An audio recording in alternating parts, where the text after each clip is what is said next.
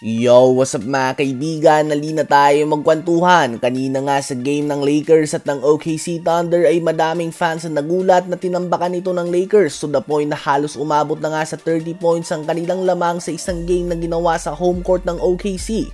Ganun pa man, hindi nga madami ang nagulat na natalo ang number 1 team sa Lakers team na ito na may very experienced LeBron James and Luka Doncic na may kabataan pa. Subalit kung ikukumpara nga natin ang experience si Luka at SGA, kahit na magkaedad lang sila ay di hamak na nakakalamang nga si Luka. Mapa-FIBA man ito, EuroLeague o NBA. Sa mga nagsasabi na wala nang bilang ang game na ito sa OKC ay nag-aagawan pa din nga sila ng Cavs mga kaibigan para sa overall number 1 seed para sa home court advantage kung magkita man nga sila sa finals.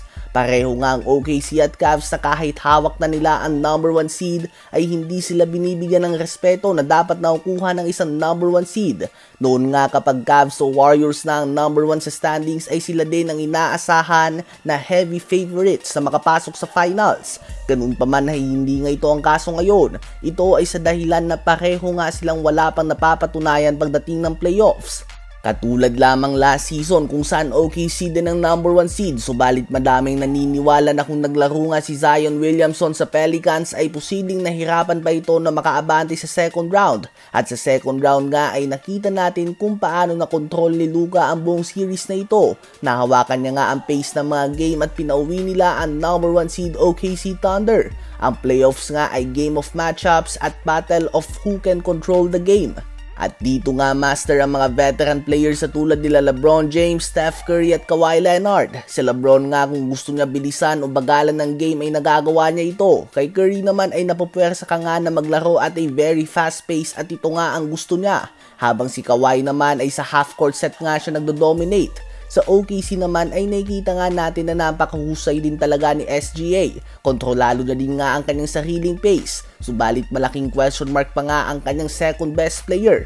He can always put up big numbers, subalit sa playoffs nga ay kailangan mo din ng consistent and reliable number 2 player. At ito nga ang posibleng maging problema ng OKC.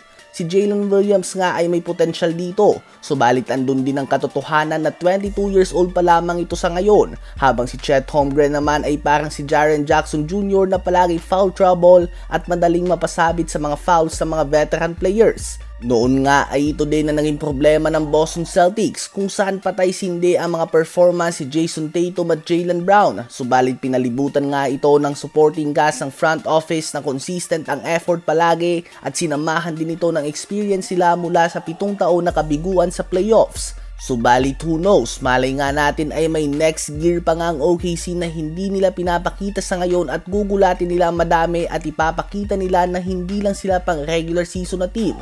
Sa palagay nyo ba ay ito na ang season kung saan makakabalik ang OKC Thunder sa NBA Finals?